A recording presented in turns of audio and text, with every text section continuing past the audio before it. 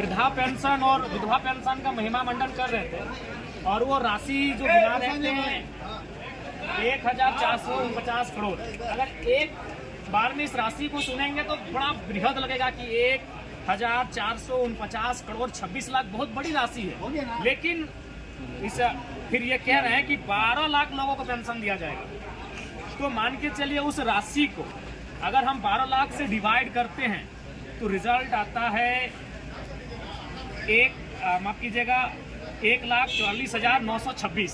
और फिर उसको 12, चूंकि एक साल में 12 महीने होते हैं और बजट एक साल की आता है, फिर अगर उसको वो 12 से डिवाइड देते हैं तो रिजल्ट आता है 1,006 रुपये। यानी सुनने में क्या लगा 1,449 करोड़ 26 लाख, लेकिन जब उसको भाग देने लगे तो रिजल्ट कितना आया 1,006 रुपये। तो पेंशन तो वही है, 1,000 रुपये ही तो पेंशन है। लेकिन देखिए महिमा मंडन कैसा होता है, क्या बजट में दर्शाया गया 1,449 करोड़ 26 लाख दिव्यांग खुश, वृद्धा खुश, विधवा खुश। लेकिन जब उसको अध्ययन करते हैं, उसको भाग देते हैं तो रिजल्ट आता है 1,006 रुपये मासिक। वही तो है ही। तो इसलिए बजट में मैया सम्मान योजना पर विशेष फोकस रहा है, उसके अलावा कृषि पर फोकस रहा है। उसके अलावा अगर आप कहें हेल्थ पे बात की जाए, नए सृजन पे बात की जाए, युवाओं पे बात की जाए तो विशेष नहीं रहा। बाकी आप सबों का धन्यवाद। प्रत्येक दिन मैया सम्मान योजना कैसे देखते हैं?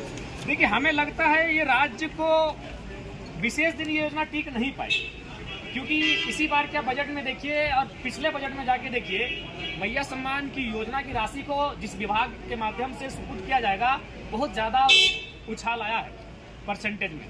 बाकी जो विभाग थे उनमें तनिक कटौती भी की गई है। तो ऐसा आगे भी आपको देखने को मिलेगा कि बाकी जरूरत विभाग है जैसे शिक्षा, स्वास्थ्य, श्रम नियोजन, उन विभागों में कटौती होगी और मैया सम्मान योजना जो सरकार की साख बन चुकी है उसे बरकरार रखने के लिए प्रयास किया जाएगा। धन्यवाद। एक सरकार लगातार ओवरऑल अपना पीठ थपथपाते नजर आ रही है इस बजट में। देखिए ओवरऑल हम भी यही कहेंगे, जब तक आपकी कार्यपालिका क्रियान्वयन ठीक से नहीं कराएगी कार्यों का, तब तक आप कितना भी पीठ थपथपा ले कोई फर्क नहीं पड़ेगा। जैसे उदाहरण के लिए यहाँ सैकड़ों चेक डैम बनाने की बात कही गई है। चलिए ग्राउंड पे बैठ के देखते हैं। मैं अपने गांव को उदाहरण देता हूँ। 500 मीटर का हम लोग आधा किलोमीटर कहते हैं। आधा किलोमीटर में 3 चेक डैम का निर्माण हुआ है। एक भी चेक डैम से किसी प्रकार की सुविधा और लाभ लोग नहीं ले पा रहे हैं। तो बात वही है कि योजनाएं टेंडर के माध्यम से लाखों आ जाएंगी धरातल पर, कार्य भी होगा, लेकिन वो केवल और केवल कुछ लोगों के पास, कुछ लोगों की जेब में जाने का काम होता है। इसलिए कार्यपालिका अगर दुरुस्त नहीं होगी तो ठीक उसी प्रकार विधायिका और 10% इजाफा करके बजट को क्यों ना पारित करे। जब खर्च आपको 65% ही करना है तो फिर महिमा मंडन करने की कोई आवश्यकता नहीं है। धन्यवाद। धोती साड़ी की बात हो रही थी, उस पर कमेंट आया, पर्सनल विधायक पे कमेंट करना कि आप कितनी अच्छी लगोगे। नहीं, ऐसा नहीं होना चाहिए। पर्सनल किसी पर सदन के भीतर एक गरिमा होती है। अगर आप बाहर कभी किसी मंच में भाषण में बोल दिए तो अलग बात है, लेकिन सदन में इस प्रकार मर्यादा रखना चाहिए। किसी पर व्यक्तिगत टिप्पणी नहीं होनी चाहिए।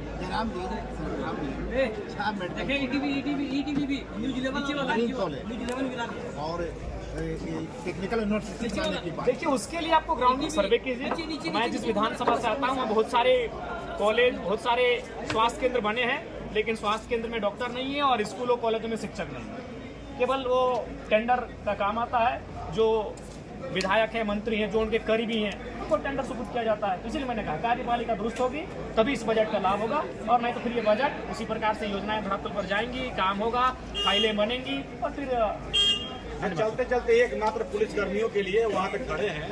वो लोग कह रहे हैं कि मैया सम्मान योजना की तो बात हो रही है, ठीक है, तो कैमरे पे बोलेंगे नहीं, तो क्या इसी सम्मान योजना में हमारा दोपहर का खाना नाश्ता का पैसा चला गया, क्या नहीं मिल रहा है ना पानी? देखिए हमने पहले कहा कटौती हुआ है, इस बात को कोई अस्वीकार नहीं करेगा। मैया सम्मान योजना की साख को बचाने के लिए बाकी विभाग की कटौती हुई है, ये सत्य है। नहीं मिला, हमें अपने बातों को रखने का अवसर कल दिया जाएगा। और जहां तक बजट का प्रश्न है, निसंदेह विगत वर्ष की तुलना में इस बार का बजट में बढ़ोतरी हुआ है, लेकिन प्रश्न यही है कि बजट तो पारित हो जाते हैं, बजट सुनने में, पढ़ने में, लोगों को बताने में भी बहुत अच्छा लगता है, लेकिन धरातल और सच्चाई में विगत 25 वर्षों के बजट का अध्ययन करके आया हूँ।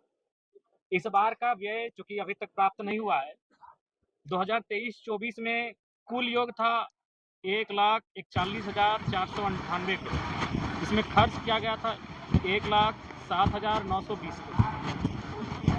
उससे पूर्व प्रत्येक वर्ष का जो बजट है उसमें कुल योग, मूल बजट, प्रथम अनुपूरक बजट, द्वितीय अनुपूरक बजट, तृतीय अनुपूरक बजट, उसका कुल योग बजट का होता है। उस राशि और खर्च की गई जो राशि का अगर आप अध्ययन करते हैं तो हमें लगता है बहुत सारी राशियां छूट जाती हैं। तो सवाल यह होता है कि विधायिका यानी माननीय वित्त मंत्री महोदय, सरकार का बजट विधायिका के माध्यम से पारित तो हो जाता है, लेकिन कार्यपालिका अपनी शक्तियों का वास्तविक रूप से निर्वहन ठीक से नहीं कर पाने के कारण इस बार भी जो विगत वर्ष है वित्तीय, उसमें मात्र 65% हम लोग खर्च कर पाए हैं, जो कि काफ़ी चिंताजनक विषय है। और महत्वपूर्ण विषय, चूँकि हम लोगों ने मैया सम्मान योजना पर काफ़ी फोकस किया, चलिए अगर उसके नाते नारियों का उत्थान होता है तो स्वागत है, लेकिन कहीं ना कहीं युवाओं के रोजगार की बात कही जाए तो इसमें भी सरकार का स्टैंड साफ नहीं है। उसके लिए आप देखेंगे हमारा जो स्थापना व्यय होता है, जिसमें पिछले वित्तीय बजट और इस वित्तीय बजट में विशेष कोई अंतर नहीं है।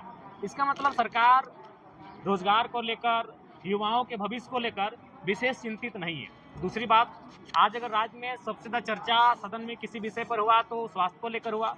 अगर स्वास्थ्य की अगर हम बात करें तो नेशनल हेल्थ पॉलिसी 2017 कहती है कि किसी भी राज्य का जो स्वास्थ्य पर बजट होना चाहिए वो कम से कम न्यूनतम 8% होना चाहिए, लेकिन हमारे राज्य का स्वास्थ्य पर जो बजट है वो 5.6% है, जो कि चिंताजनक विषय है।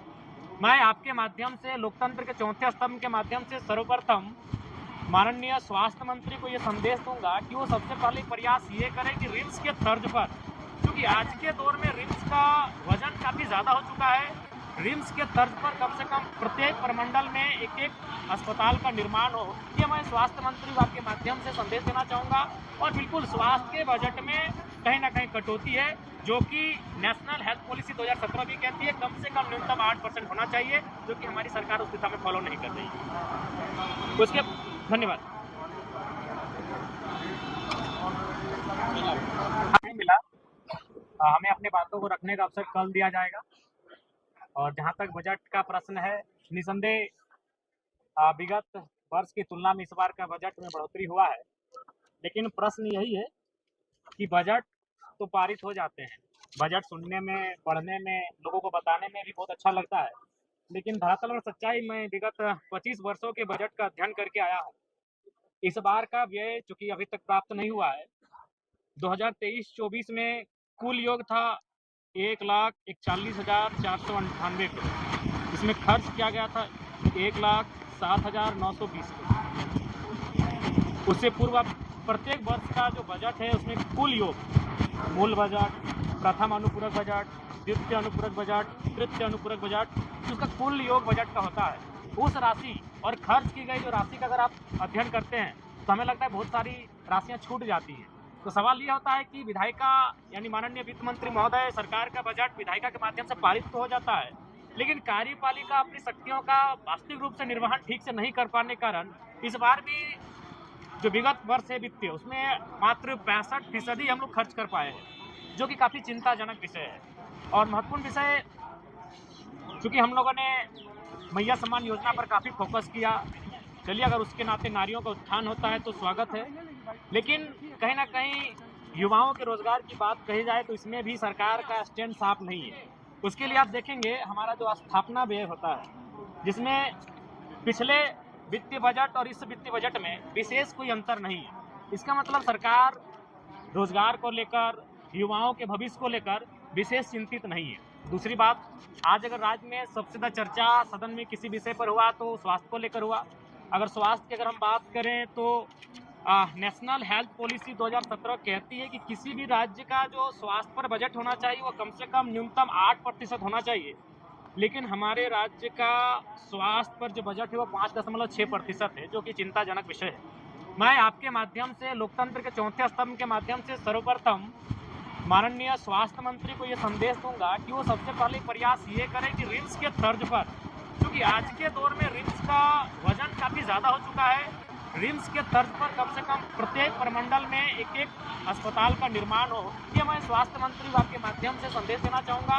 और बिल्कुल स्वास्थ्य के बजट में कहीं ना कहीं कटौती है, जो कि नेशनल हेल्थ पॉलिसी 2017 भी कहती है कम से कम न्यूनतम 8% होना चाहिए, जो कि हमारी सरकार उस दिशा में फॉलो नहीं कर रही है। उसके धन्यवाद।